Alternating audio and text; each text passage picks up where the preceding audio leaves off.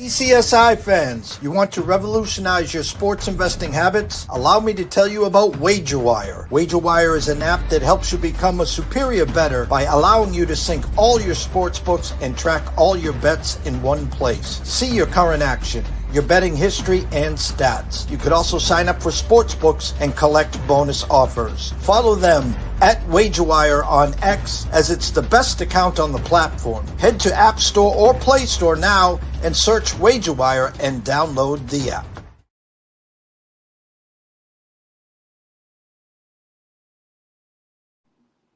And we are back like we never left. It is Live Zone here on Live Zone Sports. We got dynamics on the hardwood today. Denzel, how you doing today? We doing good, my man. I'm sitting here eating crow.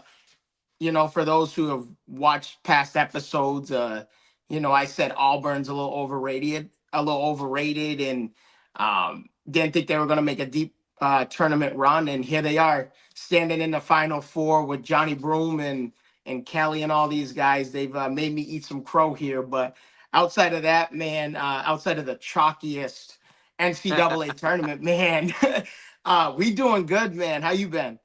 Yeah, we're doing great over here, watching some good basketball in the madness and the best time to be a basketball fan.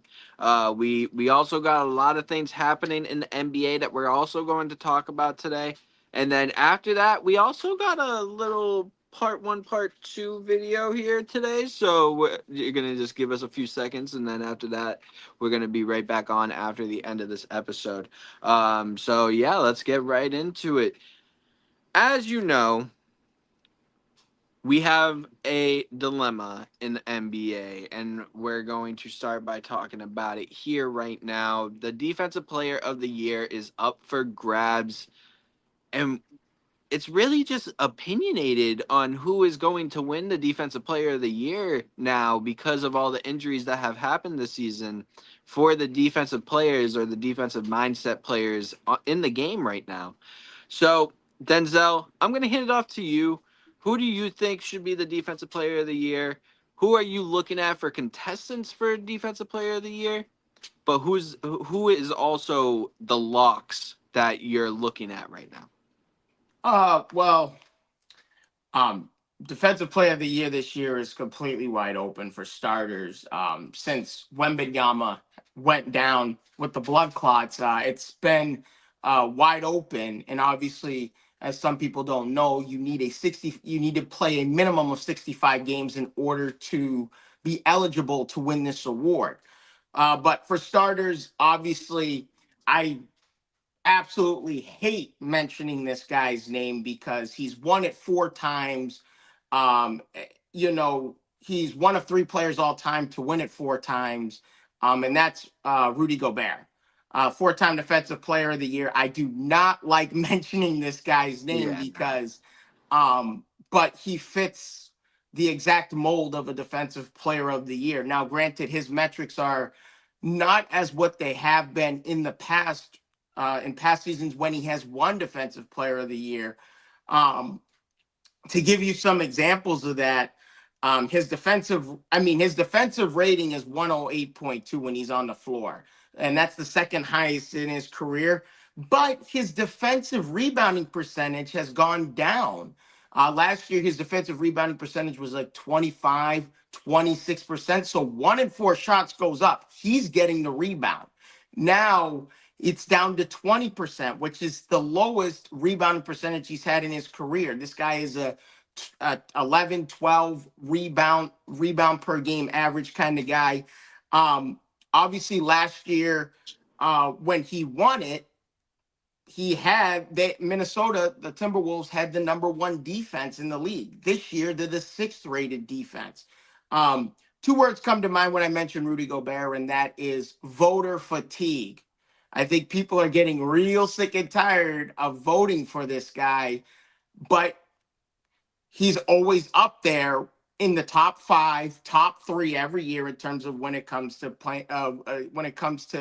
being eligible to win this award. And he has passed the 65 game minimum to be eligible to win this award. So Yes, don't like mentioning Rudy Gobert, but we have to start with him because when it comes to the standard of winning this award, he's right up there. He's won it 4 times, like I've said. If he wins it a 5th time, this is obviously the most times anyone has won this award. And this is a hot take, but I am not for it, is if he wins it a 5th time, uh, you could claim him to be one of the greatest defenders ever, which obviously would put him in Bill Russell status. And I am not trying to name anyone in Bill Russell in the same sentence. But obviously when Bill Russell was playing, the Defensive Player of the Year was not an award at that time. So that's something to keep in mind in terms of the perspective of eras for those who like to compare eras. You can't really compare eras. So with that being said, moving on, moving on from that one. Second on my list is Draymond Green. Obviously, we know he won it in 2017, the Defensive Player of the Year in 2017. He did finish 4th in Defensive Player of the Year in 2023. The major case for Draymond Green is very simple. The Golden State Warriors rank 8th defensively, but Draymond Green has a plus 7.1% net rating when he's on the floor. Now, granted, yes, that's offensive side of the ball. Honestly, the other side of this is he's in his 13th season. He's 35 years old. If he is to win the Defensive Player of the Year award, which, by the way, some sports books have Draymond Green favored to win the Defensive Player of the Year. Like, that's how wide open it is right now. Yeah, and so if he is to win this, this would make him the oldest Defensive Player of the Year ever. Like, no ifs, ands, or buts about it. 35 years old, 13th season. This would make him the oldest Defensive Player of the Year ever. Outside on this list is Dyson Daniels out of the Atlanta Hawks. This guy's averaging 3 steals a ball game. Like, you could put now. I'm not saying that we should consider him to be Defensive Player of the Year, but in terms of the metrics and what he brings to the table defensively, he is a better off-ball defender than he is an on-ball defender. Let me clear that muck up right now. He does lead the league in steals per game. He's the only one averaging over 1.8 steals a game, by the way. Like, we're talking above Shai Gilgeous-Alexander and all these other guys. Shai Gilgeous-Alexander averages, I think, 1.6 steals a game. Years past, Shai has been around the 2 steals per game mark. But he's on pace for over 230 steals. That's the most in the season in 33 years. The last player to have more than 230 steals in a season is John Stockton in 91 and 92 with 244. Also, Dyson Daniels has 344 deflections. Also making the case for what I've said what I just said is that he's a great off-ball defender. He's not really a good on-ball defender. Now, you could give me all the smoke you want on that one, folks, but it just proves that point of he's really good at defending passing lanes. He keeps his hands up. He's looking around for where the ball is, and he has great anticipation for where and a great knack for where the ball is. I'll give him that. His 344 deflections, by the way, is 100 more than the second place guy in deflections, Kelly Oubre, with 233. And we know the tragedy that is the Philadelphia 76ers and how bad they've been this year. And just gives you a metric of how good Kelly Oubre is as a defender, as an off-ball defender. Last but not least, if he doesn't really like, there's not really a strong case for Dyson Daniels. If we don't have a strong case for him in this instance, you could make a case for Dyson Daniels being most improved player for the most improved player award, which now I can see the trend there, but Defensive Player of the Year, it's an up and down. It's really the steals that is the only thing that is making a case for him being considered for this award. That's really the only thing. And for me, my money's kind of on this guy is Jaren Jackson Jr. Obviously, the 2023 Defensive Player of the Year. When he obviously when he won the award a couple years ago, he was averaging 3 blocks a game. Correct. His defensive rating this year is 108.6, which is also in line with the defensive rating he had when he won the award a couple years ago at 106.6. Yep. Also, similar path as the net rating as well. He had a 9.8 net rating in his Defensive Player of the Year win. This year, it's like 7.2 or something like that. So he's in the same lines and metrics of when he won Defensive Player of the Year. We know what this guy's capable of. Clearly the best defender on the Memphis Grizzlies. You can make a case for him being the best defender in the league as he has won this award in the past. The biggest stat for me with Jaren Jackson Jr. Is the field goal differential. He currently ranks third in field goal differential when guarding opposing shooters, -6.5%. That's a big number. Like, anyone shooting the ball with him being the last defender is 6.5% less likely to make a shot. Like, that's ranks third. That puts him up there with Gobert. SGA's probably up there. J Dub's up there in that category. So out of these are the 4 guys that have. There's other guys that you can name in this as well.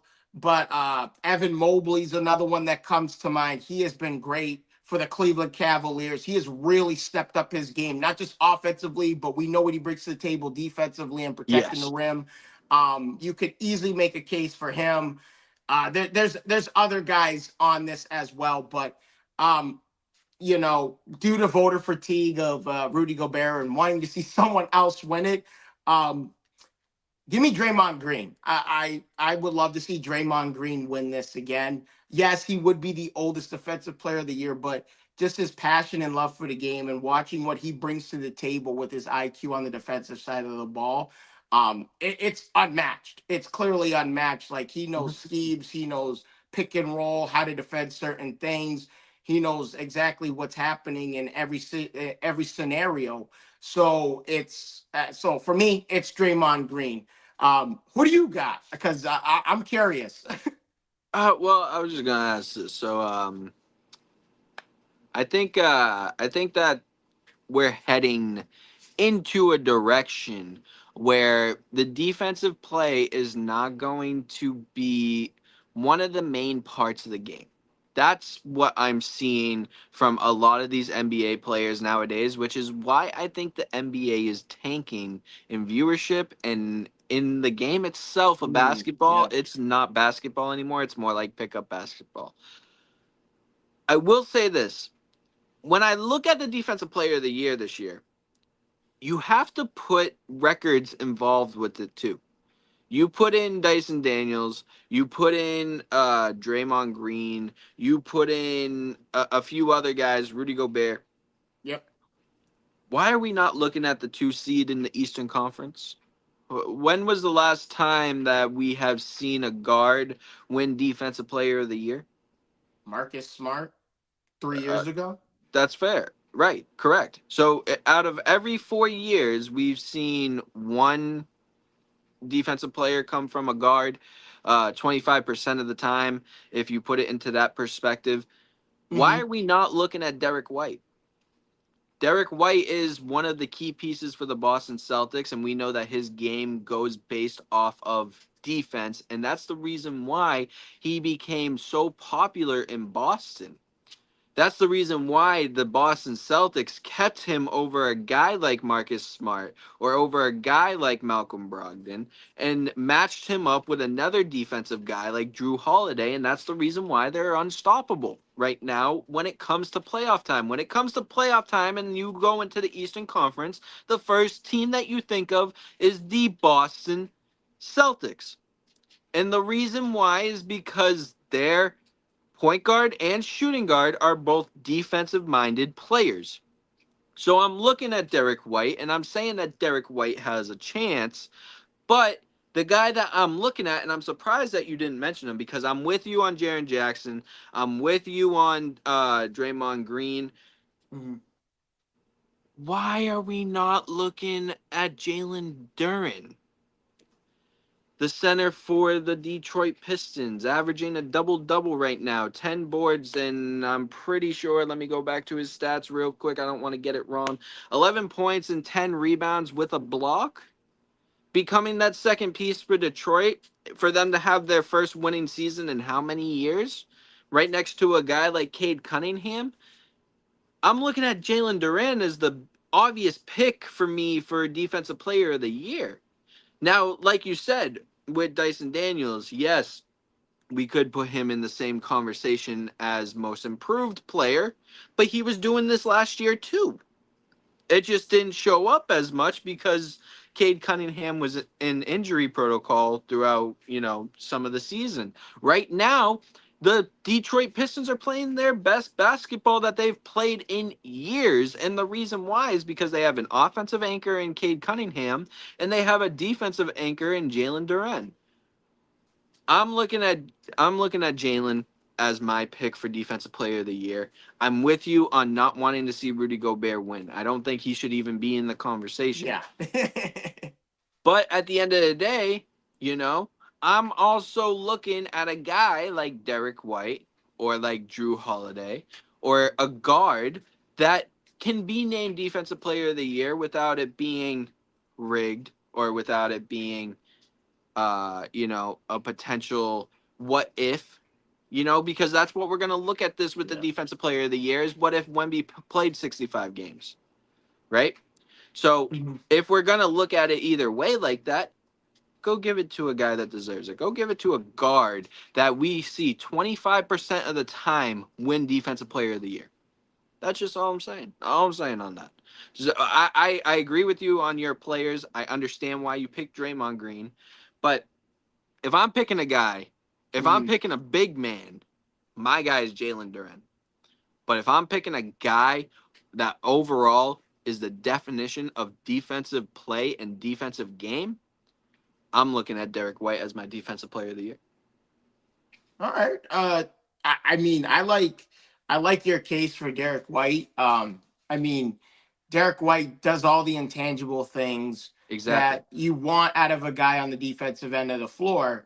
I mean, what is it? The last 3 years, he's led all guards in block shots. Yep. It's just, it seems like he gets a block shot at least once or twice per game. Like sometimes we'll see him with 3 blocks in the first half, and like one of those blocks is against the big man or a center or something like that. I love your case for Derek White. Derek White, yes, was named to the All Defensive Team last season along with Drew Holiday. So obviously we know how star-studded that defensive backcourt is for the Celtics, and Correct. that's why they're always up there. Well, Celtics are the only team in the NBA right now, top 5 in offense and defense efficiency right now. So I love your case for Derek White. Another guy I didn't think of at first, and then once you mentioned guards, then I was like, ooh, what about Lou Dort of the Oklahoma City Thunder? Correct. That's another That's guard. another guy. Who's, That's another who's, guy. Who's a really good he is always guarding Yep. the best player on the other team. Exactly. I mean, obviously, he is a big catalyst to the reason why they have the number 1 defensive efficiency in the league, the Oklahoma City Thunder. Yes, there are other guys on that team. Shea, Chet Holmgren is a big part of that. If Chet Holmgren stays healthy, if he can find a way to get healthy and play 65 games in a year, he'll be right there with Wembanyama year after year for Defensive Player of the Year. I really do think that could be a perennial thing where we could see Wembanyama and Holmgren go back and forth on this award for the next full decade. I think we could really see that. But good health has to happen first by the man upstairs. That's the big contingency in that one. But Lou Dort is a big one for me. No,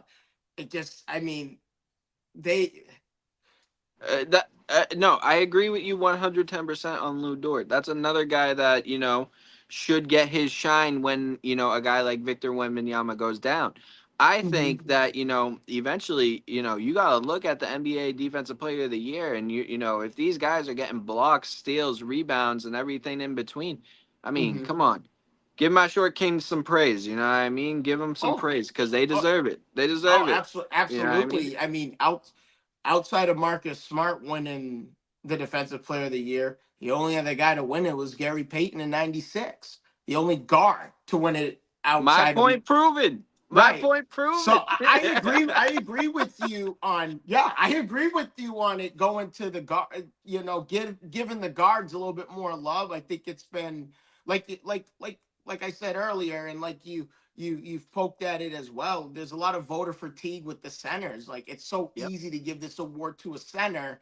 Um, I mean, a guy up and coming that I think that could have a really good impact with Defensive Player of the Year as well is Walker Kessler out of the Utah Jazz. But my issue with that is I love that you mentioned record and how good a team has to be, uh, Exactly. playoff contention, contending for a title. And Utah is nowhere near that right now, even though Walker Kessler, I mean, my man can defend the rim, man. Like, this guy could average 2 blocks a game.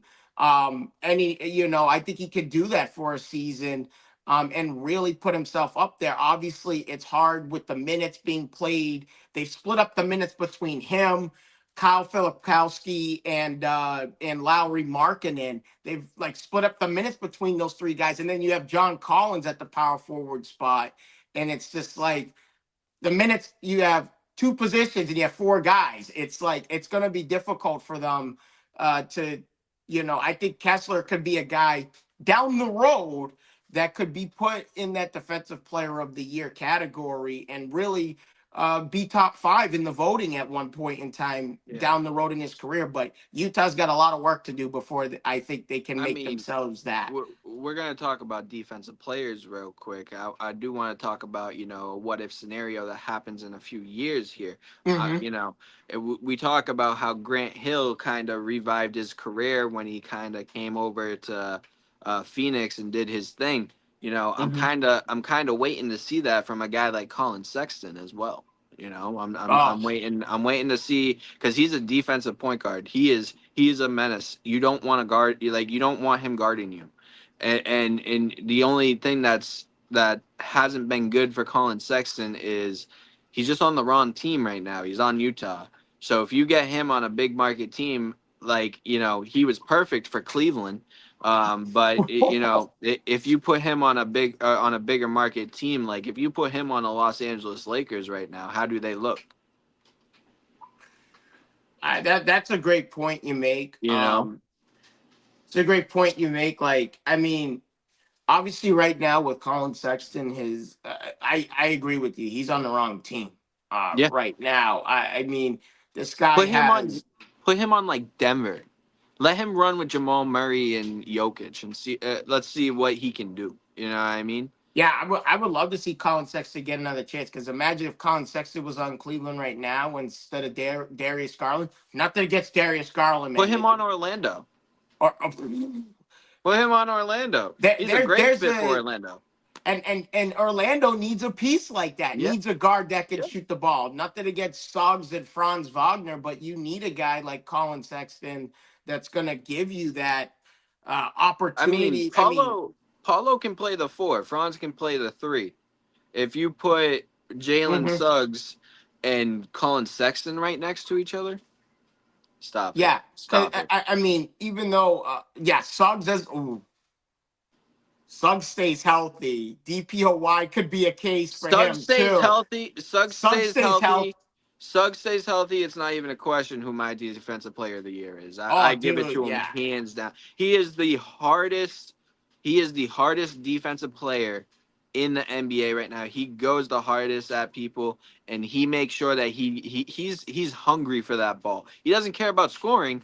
He wants the ball, and that's what I like about Jalen Suggs. Jalen Suggs is, I think, the most underrated player in the NBA right now.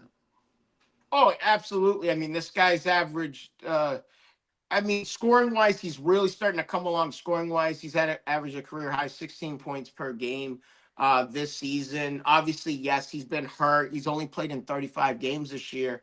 But a stat that intrigues me is he's averaging 1.5 steals per game in those 35 games. And he actually has a career 1.3 steals per game over his 4 seasons in the NBA right now. So Jalen Suggs is right up there as a guard that could absolutely and he's got that dog in him, man. I mean, like, this guy wants the best player on the other side.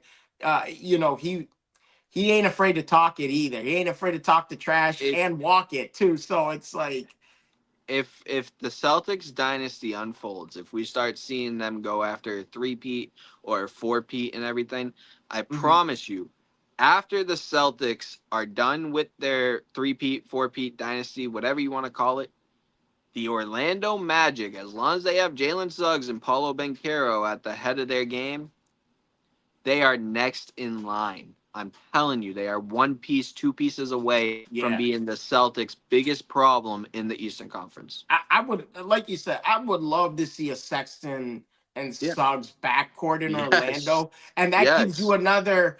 That gives you another double-digit scoring threat. Like, yeah, you have Franz and Banchero, and man, by the way, kudos to Banchero, man. What a run he's been on in the last dozen games. He's been on a tear. And imagine them adding a piece like him.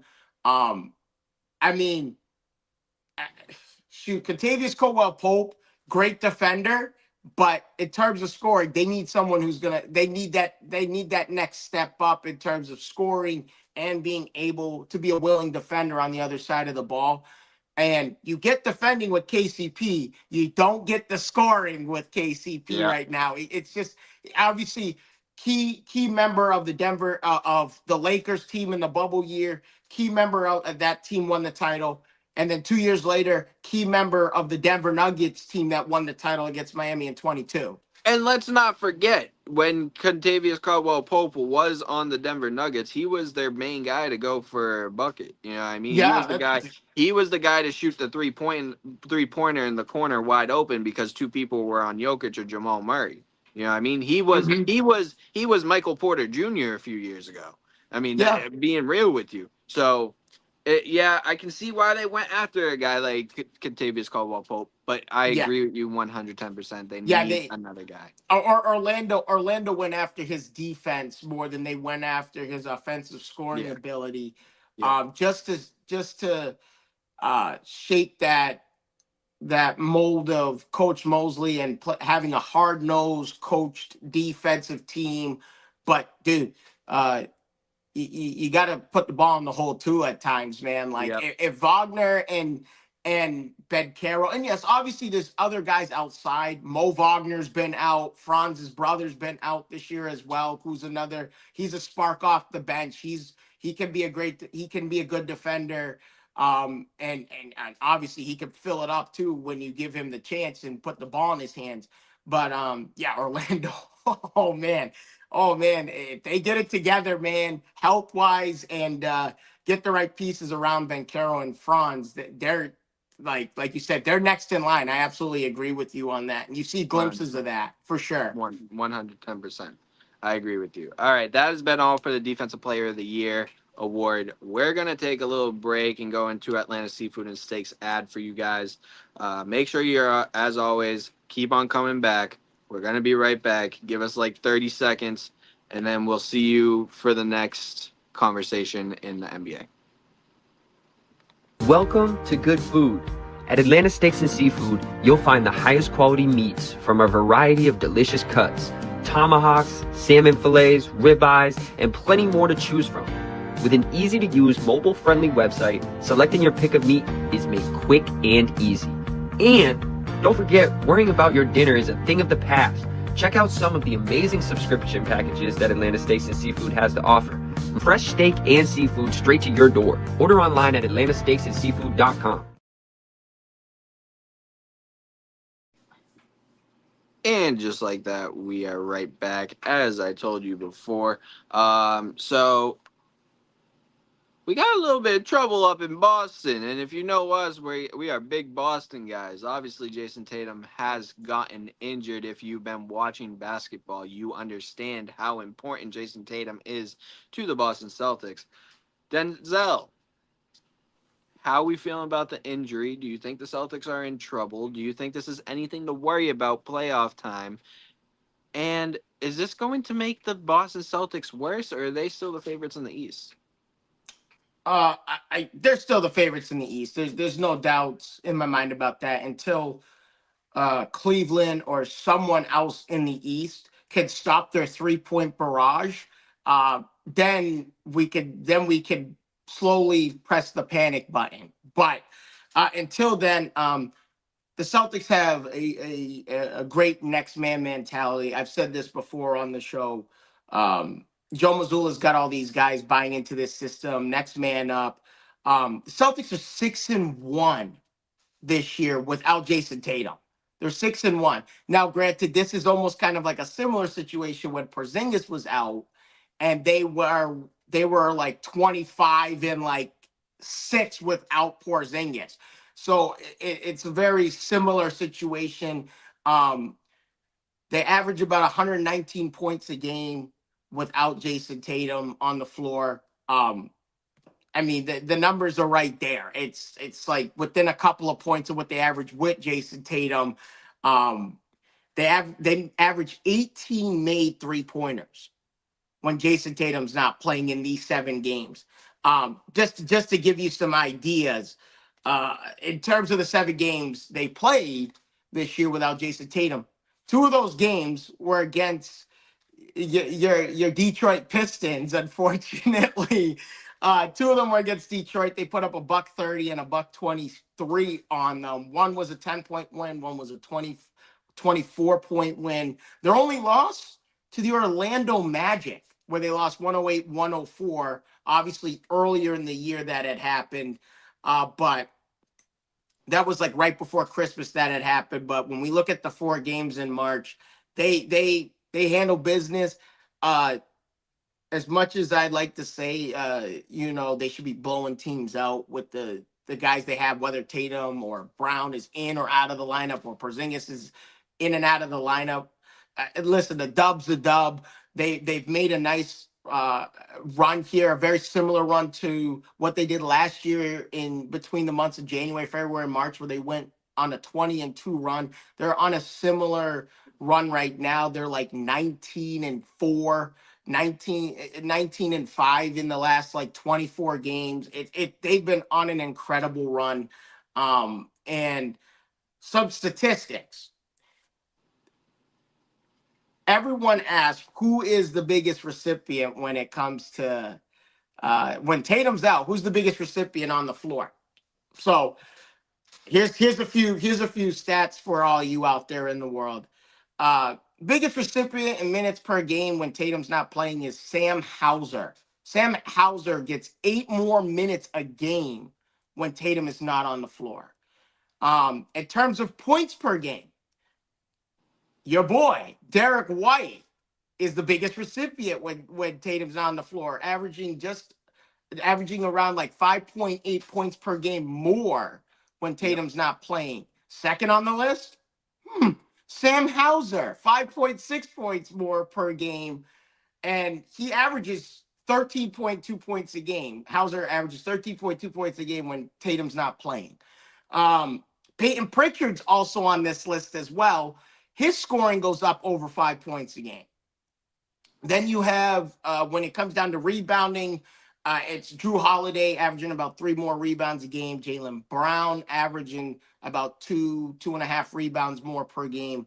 And then the biggest stat for me, and this is something I've seen in the evolution of Jason Tatum. Me and you have seen in the evolution of Jason Tatum over the last few years, is those assist numbers for JT are going up, up, up. He's, like I said last episode, he's averaging 6 assists a game.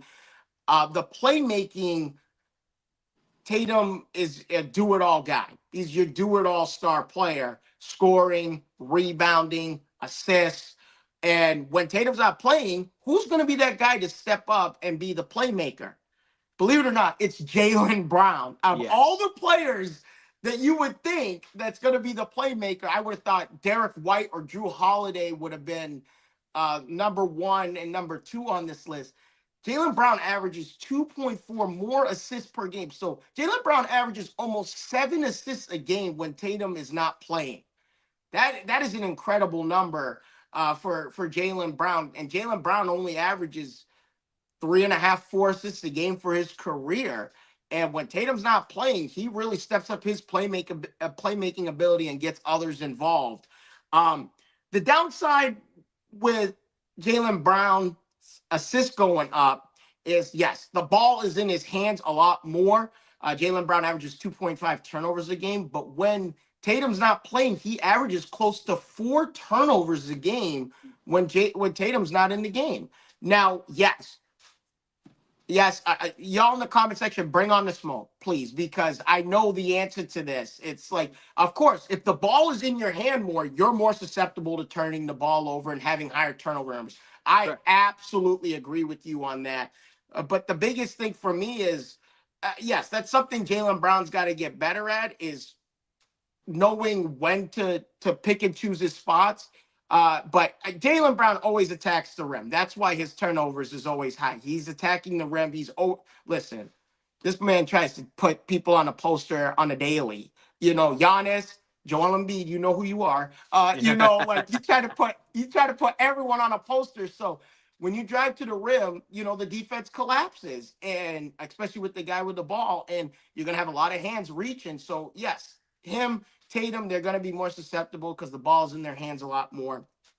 The other thing that was surprising to me is the Celtics tempo goes through the roof when Tatum is not playing. They average over 20 transitional possessions per game when Tatum is not playing, which is way above their average with Tatum.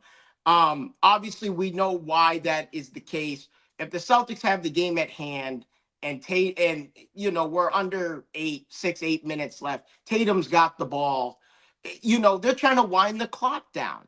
Now, granted, I don't like this theory. I don't like the way they handled late in game situations because, number one, listen, you're going to let other teams get back into the ball game. You hold the ball for 16, 18 seconds. You're going to let these guys, then you got to huck up and hoist some 3 to try and beat the shot clock. Oh, miss, long rebound, long outlet. Oh, look, free points on the other side of the ball, on the other side of the floor for the opponent. And obviously, this is where the Celtics have been susceptible in the sports betting world to giving up a lot of backdoor covers. And I'll leave it there. But Tatum tends to slow the game down, and that's why you don't see as many possessions where they got the long miss, long rebound, and they're trying to run. With Tatum's out on the floor, they're trying to run. They're trying to be run and gun, and try and burn people with their tempo. Whereas when Tatum's on the floor, Tatum tends to slow it down, try to read what the defense is giving him, and I hate to say it, that is 2022 Celtics basketball, man. Listen, that's how they lost that finals to the Golden State Warriors. You try to play 1-on-5 basketball, you ain't winning. Hold on. The reason why they lost to Golden State is because Golden State was just the better team. The Celtics were in the same position that the OKC Thunder are in right now. They were inexperienced. They had 2 young stars that they were going up against a veteran star like Steph Curry, one of the best in the generation to do it. It wasn't because of their tempo that they lost. It's because they shouldn't have been there to begin with. They were in a spot where they were going to lose regardless. It wasn't. I mean, obviously, luck was on their side. The leprechaun, the curse of the leprechaun, as some people call it, was on their side in 2022. Because you have the infamous Jimmy Butler transitional 3 that he front rimmed. And to be honest, if Jimmy Butler wasn't playing 40-something minutes a game, that shot is going in half the time. 110%. 110%. And so. I will give you that. From a talent perspective, the Celtics were way better than the Golden State Warriors. I thought they were 10 times better than the Golden State Warriors. But championship pedigree and experience rose to the forefront in that series. Even though Exactly. they had a Exactly. 2-1 series lead after game 3, yeah, you could see experience rose to the forefront there. And yeah, Curry and I have to give him a shout out because arguably you could make him I'm not saying he should have been the Finals MVP, but Andrew Wiggins in that series. No, no, it should have been Steph Curry. It should have I'm not been I'm not Steph. saying I'm not It, saying it shouldn't have been, but I'm just saying the timely buckets Wiggins had in that. Wiggins yeah, averaged but 18 points a game in that series. Wiggins did a lot of great things on the defensive end, guarding Jaylen Brown, guarding yeah, but all Tatum. you had to do was stop a Jason Tatum that was not at the level that he's at now. Oh It, no, it was it was absolutely. I think it if was the same. It was the same with Michael Jordan when he was going against the Detroit Pistons. All you had to do to stop that Chicago Bulls team was to stop Michael Jordan. And Michael Jordan wasn't the Michael Jordan that we think of now. He wasn't in his prime. He wasn't at his best. yeah. He didn't have the muscle like he did a few years after that. Hmm. Jason Tatum is the same way. The reason why the Celtics lost that year is because Stephen Curry was the guy. Stephen Oh yeah. Curry, it was his year. And yes, Andrew Wiggins did a great job guarding guys like Jaylen Brown and Jason Tatum. But at the end of the day, the only reason why they got there to begin with is because of Steph Curry. I mean, I can't disagree with that. Obviously, yes, it's more than just the star player and Steph Curry. Yes, Clay, Wiggins, Draymond. Like we know what that team had, but Yeah. we're both on the same page. Championship pedigree rose to the forefront. But all in all, to answer this question, Celtics in the regular season, it's completely different. In the first and second round of the playoffs, if they didn't have Tatum, I'm not too particularly worried. But when you don't have Jason Tatum and you're going up against a Cleveland Cavaliers, obviously, which is the only other team in the the Leaston Conference that's really contending for a title right now. I'm not trying to discredit teams like Detroit on the up and coming, Indiana, Milwaukee. I'm not trying to discredit those teams. Well, Milwaukee, they're down the Milwaukee's toilet out the bowl door. now. They're Yeah, out the door. no more Lillard. It's unfortunate with Yeah. Lillard. So you have to knock them out now. The Knicks pay no attention. Thibodeau runs their players into the grave. So outside of that, Celtics need Tatum, as well as anyone else on this team to win a championship. I mean, yes. Could they do it with Jaylen Brown and Porzingis and Pritchard and Hauser and all these guys that are stepping up? Perfect. I mean, yes. Tatum was playing. I didn't want Tatum playing, to be personally honest, in the last game. I didn't want him playing because I was just like, rest him. Like 7 out of their last 9 games are against teams below 500.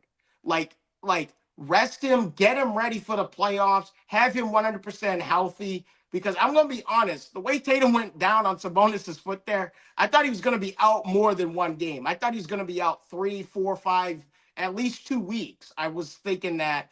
And if you're gonna sit a guy 2 weeks, okay, just call it until the postseason and then have him ready for game 1 of the first round. But I can't blame Tatum, man. I actually ask for an admiration for Tatum to be out there on the floor and wanting to be out there with his teammates and let's make this like they don't make this push without any of these guys that have stepped up with Tatum out, Porzingis out. I mean, Godfather Al, man, I'm telling you, Al Horford, man, like him stepping up. Luke Cornett, 15 points, 16 rebounds last night against the Spurs. Like, I mean, like these guys have all stepped up and matured. And yeah, I mean, listen, you heard it here first. Warriors, Celtics rematch in the finals. Just throwing that out there, just putting that out there. There's a very good possibility we could see these two teams rematch in this year's NBA Finals. Is it? Yeah, I mean, you've said it. The first episode we did, Thunder, Yep. bouncing out of the second round. It's very possible. 110%. Anything is possible in this Western Conference right now. 110%. I 110% agree with you on the Western Conference. Here's where I'm going to disagree with you on the Eastern Conference. Yes, the Celtics are the team to beat. I agree with that right now. But we're not going to sit here and act like the Pacers and Pistons are not going 7-3 in their last 10 games. The Pacers are on a hot streak right now, and they're hitting their stride. And if they hit that stride in the playoffs, they're going to be the most dangerous team to the Boston Celtics because Tyrese Halliburton is an unselfish star. And what that means is, when's the last time that we've seen an unselfish star? When's the last time that we've seen a guy pass up a bucket so he could go get another assist? I'm pretty sure the last time that I can recall was Magic Johnson, if I'm correct. Pretty Yeah. much. Yeah. And if I'm correct, if you've been watching Live Zone Sports for a hot minute now, with the dynamics on the hardwood with Mozzie last year, I said to you guys that Tyrese Halliburton was going to become the next Magic Johnson, where in the unselfishness role, getting stats that are insanely crazy for a point guard to get 18 assists and 18 points. I mean, come on. The guy is the way he handles the ball, it's unspoken of for what he's doing in this time of basketball that we're in this era of basketball. So I'm not going to sit here and say that the Pacers are not a problem for the Boston Celtics. And we talk about Detroit Pistons. I know that I've been talking about Detroit since we've gotten you on this show. 7-3 in their last 10 games, going into the playoffs as the 5th seed, pissed off that they didn't get the 4th seed because they got clipped by the Indiana Pacers by 1 game. I mean, come on. It's right there in front of you guys. The story of the playoffs this year is going to be how the Detroit Pistons shocked everybody in the Eastern Conference. And it's going to be against the Boston Celtics. And if they don't have a guy like Tatum right there with them, I'm not so sure that the Boston Celtics make it out of the Eastern Conference if they meet up with Detroit. So I'm going to put it to you like that. But when it comes to the Boston Celtics, listen, I've been hating on this man since this man's career started. If you know me, you know I wanted Buddy Hield over this man. But from what we saw in Jaylen Brown last year, we saw that Kobe mentality out of him.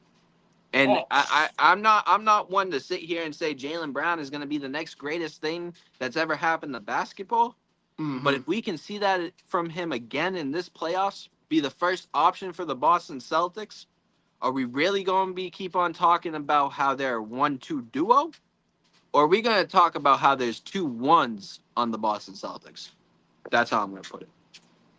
I mean, I like your point with I agree with your point with the Indiana Pacers. They are hitting their stride. 8-3. Sorry, load of BS. They should have beat the Lakers. Yes. Just that dumb tip-in by LeBron. Like, of all the ways to lose that game, that's how you lose on a tip-in. Unfortunate. 7-3 in their last 10. They're 9-3 in their 9-3. You could argue, like I said, you could make the case for them being 10 out of their last 12 games. They're only two losses. Their rival, the Bucks, in that division. That's their only. They lost by 7 in that game, and then they lost. Obviously, who's not getting blown up by the Thunder right now? Like, let's just be real. They're blowing out everybody. It doesn't matter. Give it time. Yeah, they're blowing out everyone right now, and they're in that mode right now where they're trying to finish the season strong and just no question. I think they're really gunning for that number 1 overall seed in the playoff picture, home court advantage for the entire playoffs. Yeah. I think that's because it's been between them and Cleveland the whole season. They've been going back and forth for the best record, and so none of those teams are going to be important in the 3rd round of the playoffs. I don't disagree with you. I don't disagree with you on that, but yeah, they're gunning for that number 1 overall seed and that home court advantage throughout the entirety of the playoffs. Listen, home court advantage doesn't mean nothing, especially Boston. Boston, Oh yeah, Boston, by the way, has over 30 wins on the road this year. Yeah. Last time they had over 30 wins on the road, 2008. 31 and 7.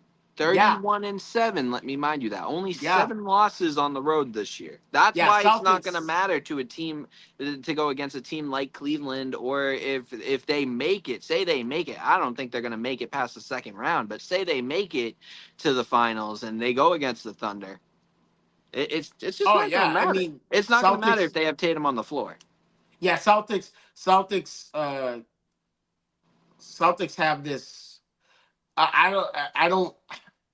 I don't want to call it like a mentality, but like their gears are like they flip a switch on the road, Yes.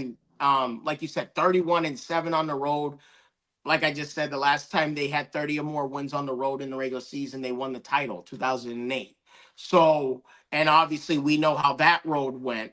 They had to, the narrative was in the first 2 rounds of that '08 team, they couldn't win on the road. And then finally they played Detroit and they finally won a couple of games on the road that propelled them to the finals.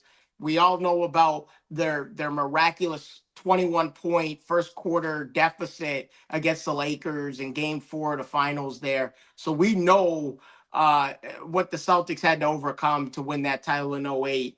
But yeah, I like the idea of the Pacers hitting their stride. The Pacers are.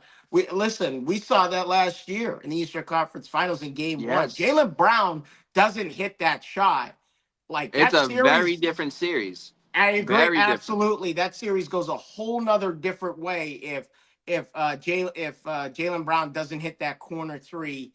And then obviously, I think later on in that series, Halliburton he became hobble. Like it looked like he pulled his hamstring later on in that series. Yeah. But yeah, I mean the Pacers.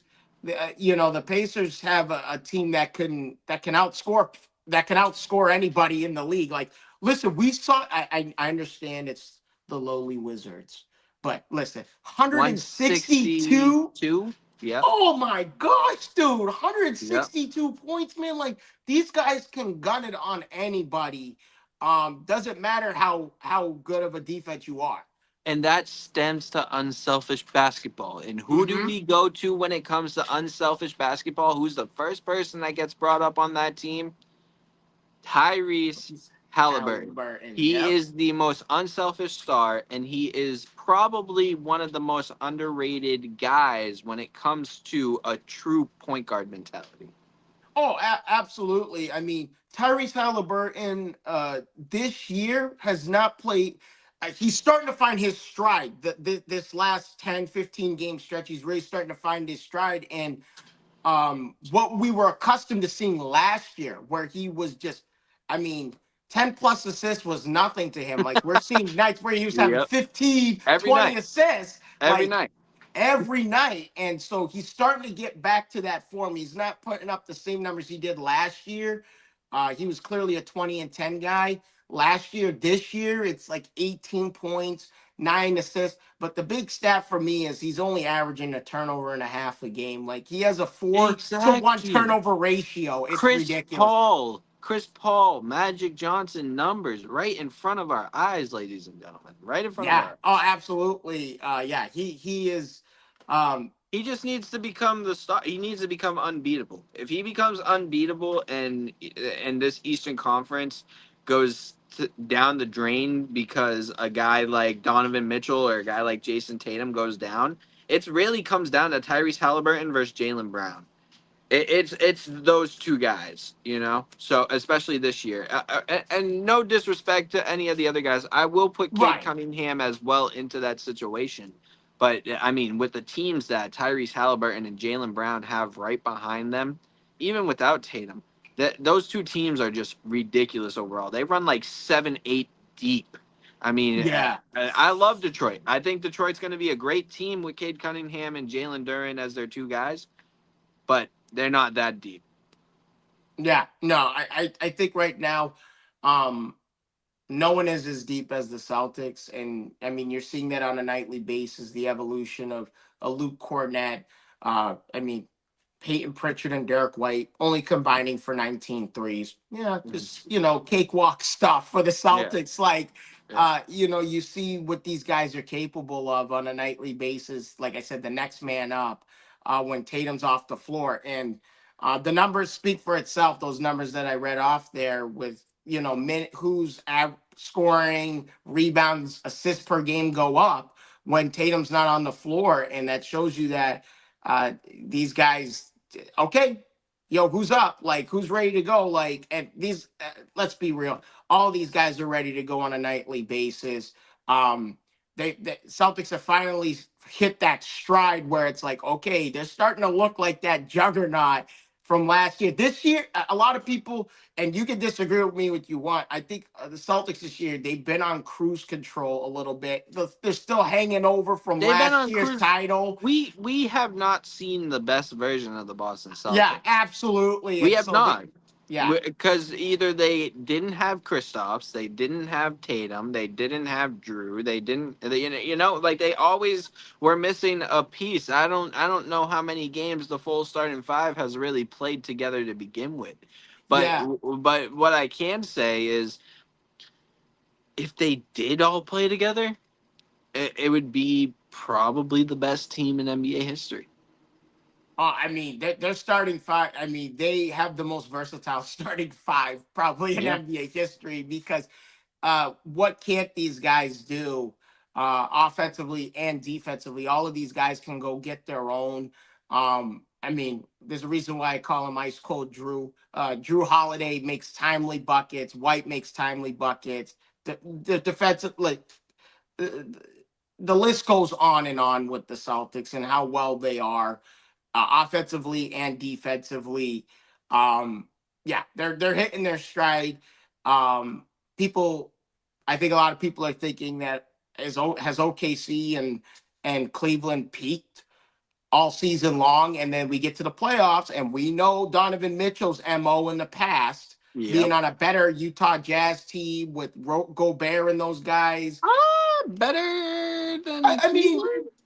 I don't think so. I don't think so. I don't think they're better than Cleveland. Okay, when I mean better, I mean they were the better seed in that series, but they still end up losing. They still end up losing. That's what comes down to. You got to play the games, and it's a 7-game series.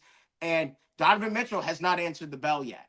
Obviously, Shai Gilgeous-Alexander has not answered the bell yet, and so there's guys that never hit the bell that are still considered the best players in their position. So I mean,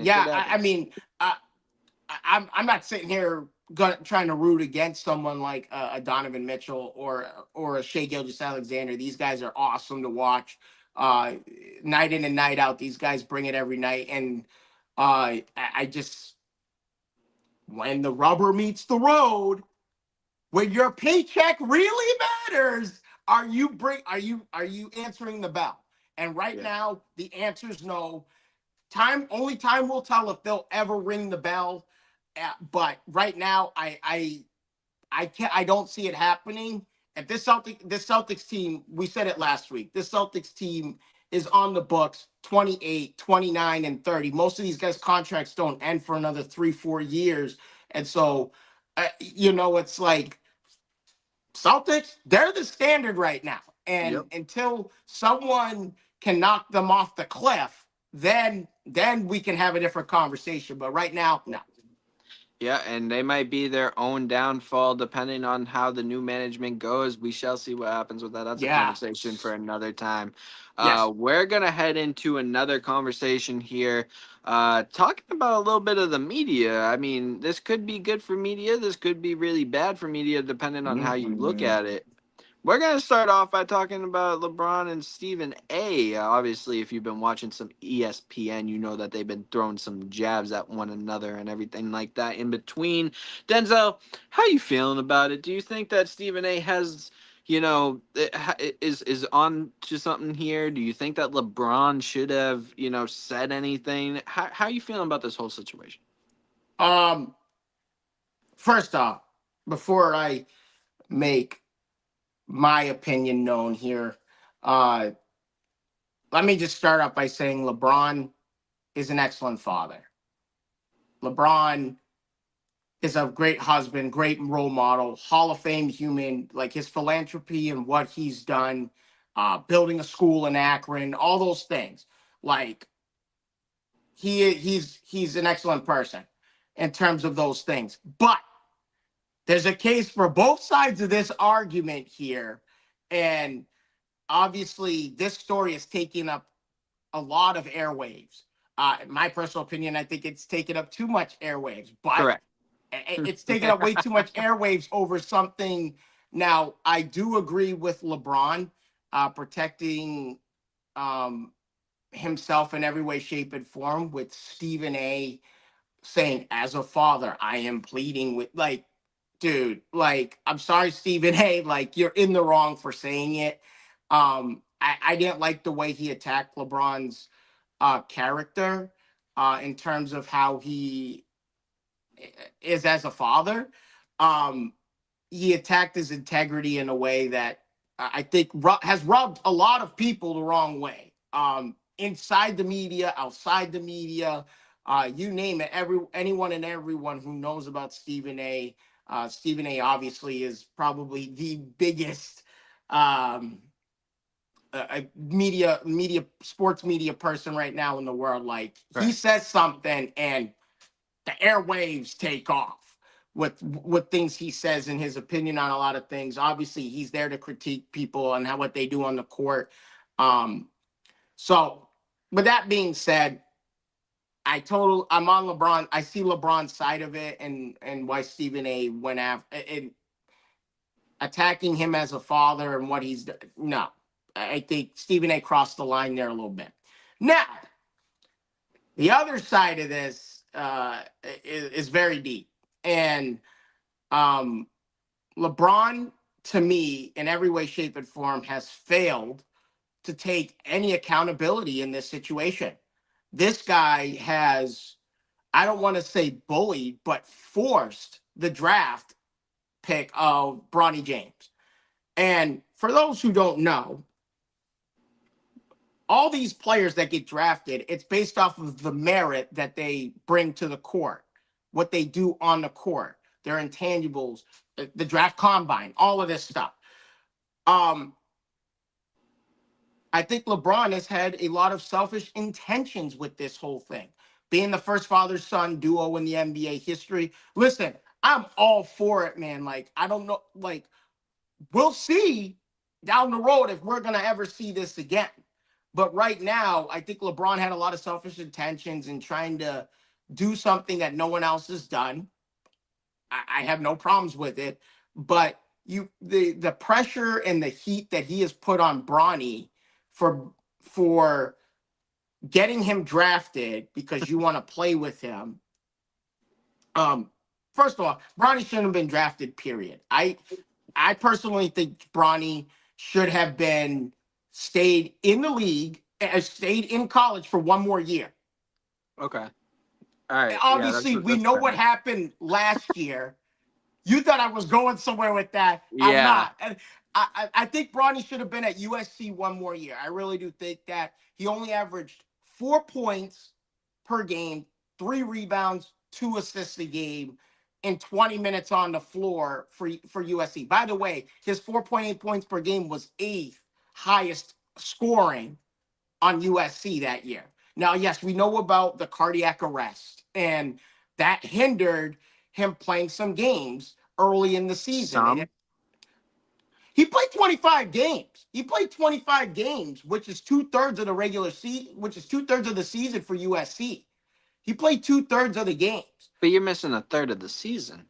I agree. He's missing a third of the season, but drafting him based off of who his father is, that's where I have an issue, because Agree. we could talk about other players on USC's team that year. I mean, obviously, the other player that was drafted from USC that year, Isaiah Courier, who is on the Utah Jazz, 8.6 assists a game. He's been doing real well for the Utah Jazz. Yes, Utah Jazz is a pit team, but he's contributing.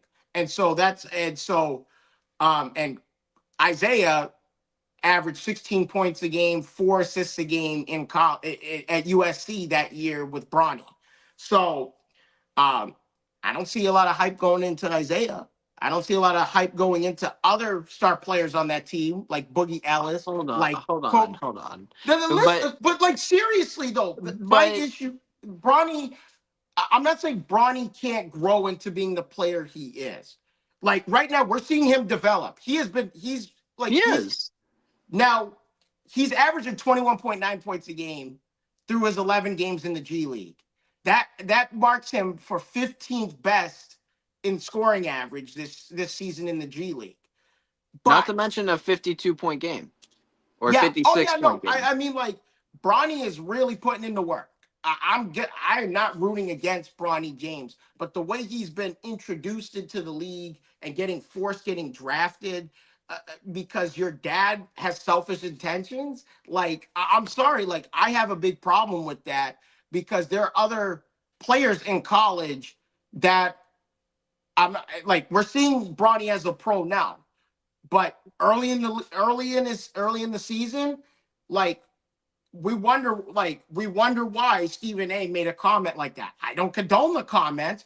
And then Stephen A going off on, if he swung at, listen, we don't need to get physical here, man. We're all grown adults here, man. Like, I like Stephen A has gone, a lot of people have watched the video of LeBron going, he's on a Taylor Swift tour right now. Like, I don't disagree with it, but it's just like, LeBron, take some accountability for this whole situation, because honestly, I'm not saying it's embarrassing the league, but to say that how many 55th overall picks are we talking about right now? Like, let's be real. Outside of IT for the Celtics back in 16 and 17, like, and Manu Ginobili, like, could Bronny be at that? Get to that level? Absolutely. I think Bronny could get there. Absolutely.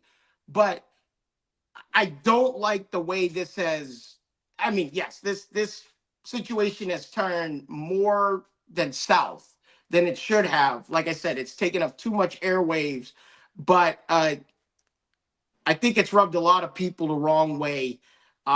Even though Bronny has really grown and has developed as a player, he's playing way better than what he was earlier in the year. You see the development and what he's doing in the G League right now. But I don't. This is part of the reason why everyone's critiquing this whole thing, because to me, Bronny hadn't done enough on the court in college to be drafted. If I would have loved to see him play one more year at USC, and who knows if he played another year at USC this year. 15, 16, 17 points a game average. Okay, now we're talking a late first round draft pick. But I struggle with 4 points a game. 4.45 points a game, and you're getting drafted because your dad, like, it rubs a lot of people the wrong way. I see that. It doesn't give Stephen A the right to go after LeBron as who he is as a father. But I'm not a fan of how this whole thing's been, how Bronny's been introduced into the league. I think there's better ways of doing this, and they didn't do it and LeBron didn't do it the right way because of his selfish intentions. Okay. All right. I agree with you to an extent here again. Listen, I'm gonna be the first one to put it out there that I agree that he was not ready for the NBA, but I don't think he should have. I don't think he should have stayed another year. I don't personally think so. See, the thing that happens here is we'd go and talk about how selfish LeBron James is. 110% agree with you. Bronny should not have been in the 55th pick. He should have been in the first round. Like, that's as real as I'm going to get with you on this. If you ask anybody that is watching LA basketball right now, G League and NBA, you say one thing. He kind of reminds me of a guy that they had not too long ago. A legend, mind you. Best Laker of all time. He kind of reminds me a little bit of a young Kobe Bryant. That's potential. And for Stephen A to get involved, yeah, I 110% agree. I 110% agree to call Bronny out. Not the way that he did, but the way to call Bronny out and say, "Hey, yo, listen, your dad claiming that you one of the best in the draft, your dad claiming that you're the next guy. Where it at? Where it at?" No, I 110% agree with the way Stephen A was trying to call out Bronny. Yeah. Yeah, I agree 110% because he sucked. He sucked. He tried lighting some fire under his ass because he needed it. He needed it. So I 110% agree with that. What I don't agree with is LeBron getting in to Bronny's business and telling Stephen A to not mention Bronny's name. I don't like that. I don't like that. We talk about how Bronny's the next great thing. Bronny's going to be the next LeBron James. And when they're all talking good about him, it's okay to talk about him. But when they want to throw a little bit of criticism his way because he has been god awful in the first part of the season. Yeah. Now you want to push back. Now you want to throw jabs at a guy like Stephen A. Smith for just doing his job. I don't agree with that. But I don't agree with how Stephen A. said, "Hey, yo, if he swung on me, if he said, if he touched me, I will swing on it." We don't need all that. We don't need all that on television. The sports media industry is already bad enough. We already got a bad rep. We don't need all that. We don't need all that. We don't need all that, Stephen A. And trust me, I'm pretty sure that there's a lot of people that feel the same way because there are a lot of hidden things that we don't even know about in the industry, business-wise. But when it comes down to it, it comes down to a few things. LeBron pulled his trigger. You want me to stay in LA? Get my son. That's not okay. That's not. Yeah, no. Yeah, and to force the hand of and to Rob force putting him in the starting lineup is also it's not okay. LeBron shouldn't have that. It's a basketball game. I don't care if you're Michael Jordan. You should not have that right to do. That is your coach's choice and not yours. Yeah, if there's someone who absolutely hates being critiqued, it's LeBron James. Correct. Like there's no doubt in my mind about this one. You know, he absolutely hates getting critiqued. There are some key words that he doesn't like you saying to him either that trigger him as well. But I would use all of them in front of him. Yeah, it's like I would use all of them. Yeah, it's like, listen, I'm trying not to run to the GOAT conversation because that's a whole nother topic for another day. We're not even going to get into that. We're not even going to go there. But if you look, as an all-time great, shut us up and do it on the floor. 110%. He is the softest NBA prototype that we have ever seen in the NBA. We could go back to 2011 when the flop started coming up. All right? That whole stint of Miami. We look at Miami as some of the best teams in the NBA history, blah, blah, blah. Yeah, because Dwayne Wade and Chris Bosh was putting in that work when LeBron just wanted to go out and score. So I'm not even going to get into all that. And then after that, we have Cleveland. I mean, come on. Look at the Draymond Green tape with LeBron James. I mean, it's right there in front of your eyes. Going like this to get a foul because your name is LeBron James. I'm sorry.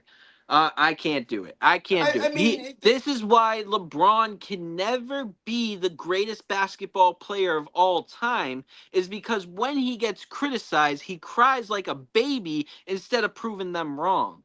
That is the whole reason why you don't look at LeBron as, hey, he's better than Michael Jordan. Hey, he's better than Kobe Bryant. And there are a lot of people out there that do that. and like you said, I don't want to run too much into the GOAT conversation, but when Right. you look at physicality of basketball and you look at the competition and everything like that, oh, they got the best competition in the NBA that we've ever seen. Why? Because they shoot threes now? I mean, come on, what are we really talking about? The game is totally different.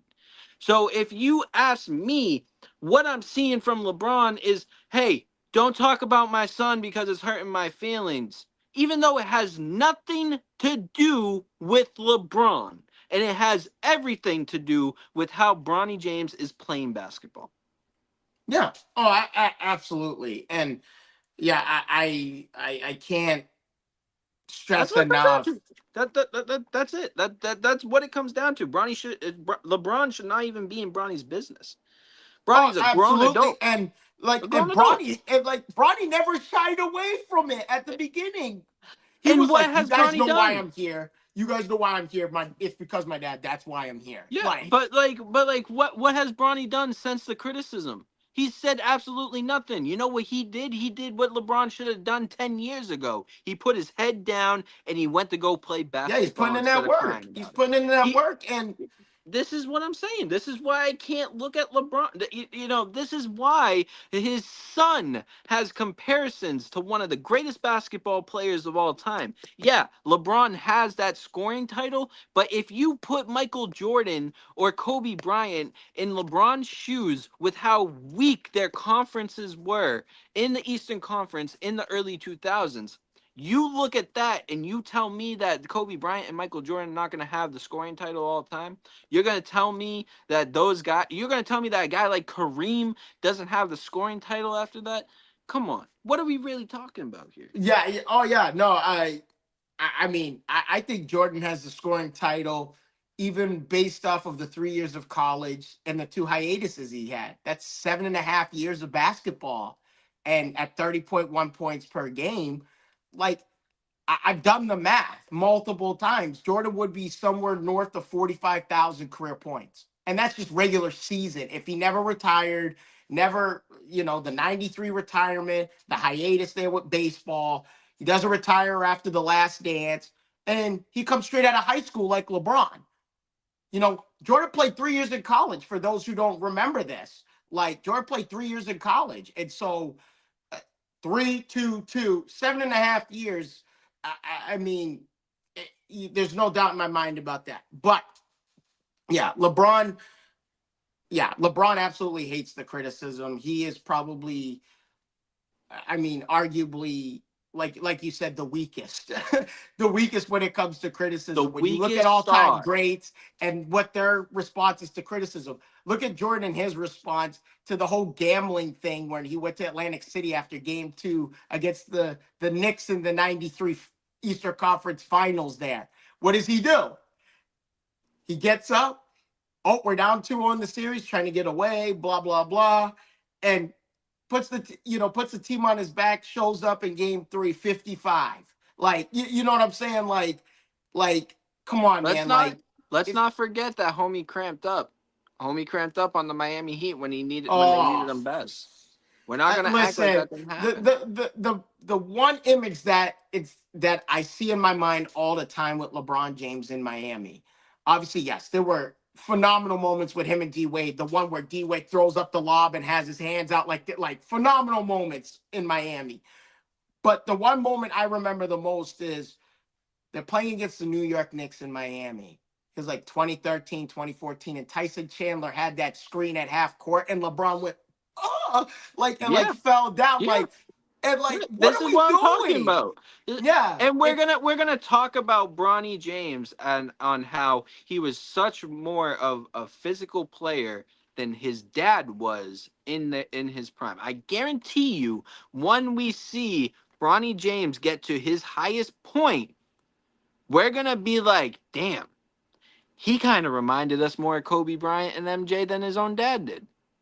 oh I'm yeah. I telling you, mean, I'm telling you, it's coming. It's coming. yeah, He's gonna be a stud. It's just gonna take time to develop. right, yeah, absolutely, and obviously we're all rooting for the kid. We honestly, I hope I'm rooting he for him more shuts than up. his dad. I'm rooting for him more than his dad. I'll tell you Yeah, that. oh I'll tell you yeah, that. And like, we all want to see this kid do well, obviously, because the situation he was put in is, it's not fair for him. Like, LeBron put a lot of heat on Bronny James. Oh, you're gonna get drafted. We're gonna make sure you get drafted. You're gonna play with me, like. And now Bronny has these massive shoes to fill, and I mean, like, you can't even enjoy the draft night. Like, The thing is, he doesn't even have shoes to fill because they're not even the same position. oh, absolutely, absolutely. You know, Like, so he Bronny's has a his guard. own. Yeah. He has his own path to create, and we're going to see him go based off of guys that he was getting taught under, which is guys like Kobe Bryant, which is guys like Dwayne Wade. This is the type of thing that we're going to start seeing from Bronny James that nobody's really talking about, because these are the guys that he grew up learning off of. We're not going to see him be LeBron James. It was never a case for him to be LeBron James, because he's going to be better than LeBron James when it's all said and done. I mean, yeah. I mean, time will tell. Time will tell how his career fully plays out. He's he's on the ascension right now. We're seeing that in the G League right now. A lot of people will make the case and the argument with him on the G League that, like, you're gonna start seeing what he's made of once his dad is out. Once his dad is out of the picture. Once he's out of the picture. I don't disagree with any of that. The thing with me is, yes, he's going up. Yes, is G League the same level as the NBA? No, it's not even close. But at the same time, though, to only play 11 games in the G League and you're averaging 22 points a game and you're in the top 15 in scoring, you're putting yourself on a good trajectory. We saw some of those fill-in minutes he had the other night where he put up 17 points.